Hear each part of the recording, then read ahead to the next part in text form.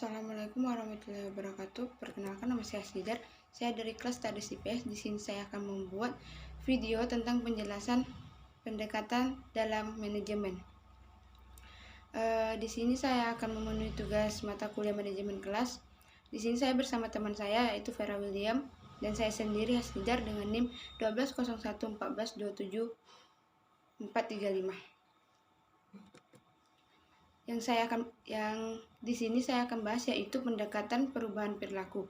Yang mana pendekatan perubahan perilaku berdasarkan prinsip-prinsip psikologi behaviorisme.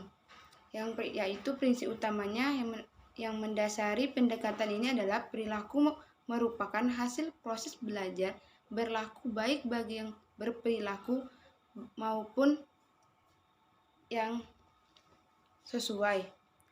Menurut Novan Ardi dalam bukunya Manajemen Kelas bahwa ada dua hal yang mendasari cara pandang, yaitu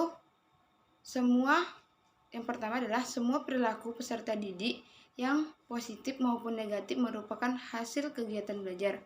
Dan yang kedua, pendapat proses psikolog yang mendasar untuk menjelaskan terjadinya kegiatan belajar yang dimaksud.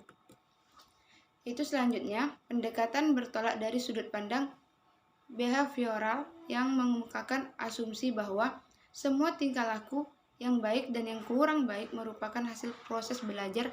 Menurut asumsi ini mengharuskan wali atau guru kelas berusaha menyesuaikan program kelas dan suasana yang dapat merangsang terwujudnya proses belajar, yang memungkinkan siswa mewujudkan tingkah laku yang menurut ukuran norma yang berlaku di lingkungan sekitar.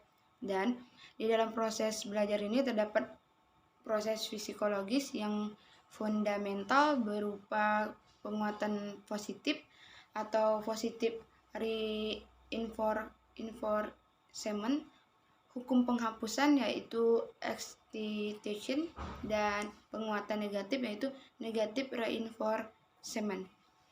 Dan asumsi ini mengharuskan seorang wali atau guru melakukan usaha mengulang-ulang program atau kegiatan yang dinilai merangsang bagi terbentuknya tingkah laku tertentu, terutama di kalangan siswa.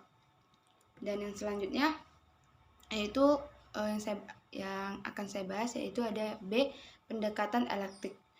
Menurut Wilford A. Weber menyatakan bahwa pendekatan dengan cara menggabungkan semua aspek terbaik dari berbagai pendekatan manajemen kelas untuk menciptakan suatu kebulatan atau keseluruhan yang bermakna yang secara filosofi atau teoristik dan psikologis dinilai benar, yang mana bagi guru merupakan sumber pemilihan perilaku pengolahan tertentu yang sesuai dengan situasi tersebut disebut dengan pendekatan elektik sendiri. Selanjutnya yaitu akan disambung oleh teman saya atas nama Vera William. Kepada Vera dipersilakan.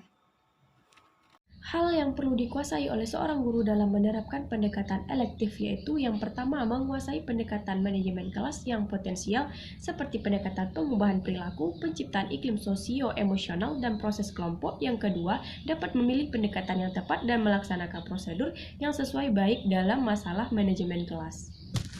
Dua syarat yang perlu dikuasai oleh guru dalam menerapkan pendekatan elektif yaitu yang pertama, menguasai pendekatan manajemen yang potensial seperti perubahan perilaku dan proses kelompok. Yang kedua, dapat memilih pendekatan yang tepat dan melaksanakan prosedur yang sesuai dengan baik dengan masalah manajemen kelas. Analitik pluralistik yang pertama, menentukan kondisi kelas yang diinginkan. Dalam hal ini, guru perlu mengetahui dengan jelas dan mendalam tentang kondisi-kondisi yang menurut penilaiannya akan memungkinkan mengajar secara elektif.